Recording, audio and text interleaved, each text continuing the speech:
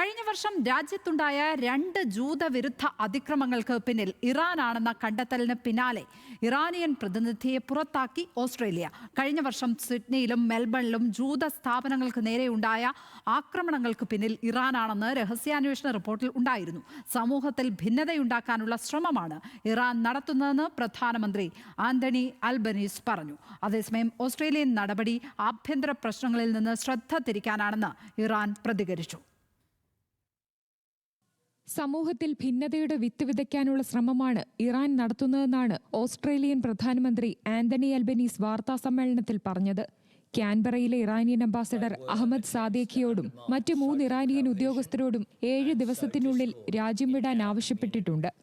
It is totally unacceptable and the Australian government is taking strong and decisive action in response. A short time ago we informed the Iranian ambassador to Australia that he would be expelled.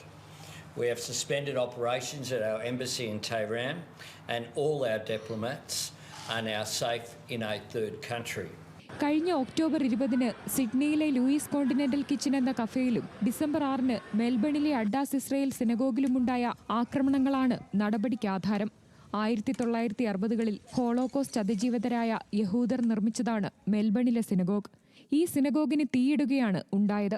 2 മുഖംമൂടിധാരികൾ സിനഗോഗിൽ കടന്ന് മണ്ണെണ്ണ പോലുള്ള ദ്രാവകമൊഴിച്ച് തീ കൊളുത്തുകയായിരുന്നു. തോറ ചുരുളുകളടക്കം യഹൂദരുടെ വിശുദ്ധ ഗ്രന്ഥങ്ങളും കത്തിനശിച്ചു. പ്രാർത്ഥനയിൽ ഏർപ്പെട്ടിരുന്നവർ പരിക്കുകളോടെ രക്ഷപ്പെട്ടു. 2024 ഒക്ടോബർ 20-ന് ജൂത കഫേയിലും തീവപ്പുണ്ടായി. $1 മില്യൺ നാശനഷ്ടമുണ്ടായി. ഈ 2 സംഭവങ്ങളിലും ഇറാനിലെ ഉന്നത സൈനിക വിഭാഗമായ വിപ്ലവ സംരക്ഷണ സേനയുടെ കമാൻഡർമാരുടെ കൈയുണ്ടെന്നാണ് മാസങ്ങൾ നീണ്ട അന്വേഷണത്തിനൊടുവിൽ ഓസ്ട്രേലിയ കണ്ടെത്തിയത്. ആക്രമണങ്ങളും IRGC കമാൻഡർമാരുമായുള്ള ബന്ധം സ്ഥാപിക്കാനായെന്ന് ഓസ്ട്രേലിയൻ സെക്യൂരിറ്റി ഇന്റലിജൻസ് ഓർഗനൈസേഷൻ മേധാവി മൈക്ക് ബർഗസ് പറഞ്ഞു. 2023 ഒക്ടോബർ 7-ൽ ഇസ്രയേലിൽ ഹമാസ് നടത്തിയ ആക്രമണത്തിന് പിന്നാലെ ഓസ്ട്രേലിയയിലെ ജൂത സ്കൂളുകൾക്കും വീടുകൾക്കും ജൂതരുടെ വാഹനങ്ങൾക്കുമൊക്കെ നേരെയുണ്ടായ നിരവധി ആക്രമണങ്ങൾക്ക് പിന്നിലും ഇറാനാണെന്നും രഹസ്യാന്വേഷണ വിഭാഗം അന്വേഷണത്തിൽ കണ്ടെത്തി.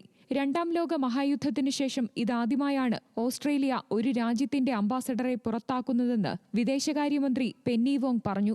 പുറത്താക്കപ്പെട്ട അംബാസഡർ അഹമ്മദ് സാദേഖിന് അക്രമ സംഭവങ്ങളുമായി ബന്ധമൊന്നുമുള്ളതായി കണ്ടെത്തിയിട്ടില്ല. ഇറാനുമായി ചില നയതന്ത്ര ബന്ധങ്ങൾ തുടരുമെങ്കിലും ഓസ്ട്രേലിയയിലെ എംബസി പ്രവർത്തനം സുരക്ഷ കണക്കിലെടുത്ത് അവസാനിപ്പിച്ചതായും വോങ് പറഞ്ഞു. ഓസ്ട്രേലിയൻ പൗരർ യാത്ര ചെയ്യരുതെന്നും അവിടെയുള്ളവർ രാജ്യം വിടണമെന്നും അവർ ആവശ്യപ്പെട്ടു. ഇറാനിലെ നയതന്ത്ര പ്രതിനിധികളെ ഓസ്ട്രേലിയ പിൻവലിച്ചിട്ടുമുണ്ട്. അതേസമയം ആരോപണങ്ങൾ ഇറാൻ നിഷേധിച്ചു. ഓസ്ട്രേലിയയുടെ ആഭ്യന്തര രാഷ്ട്രീയ പ്രശ്നങ്ങളാണ് നടപടിക്ക് പിന്നിലെന്ന് ഇറാനിയൻ വിദേശകാര്യ മന്ത്രാലയം പ്രതികരിച്ചു. International desk, news Malayalam.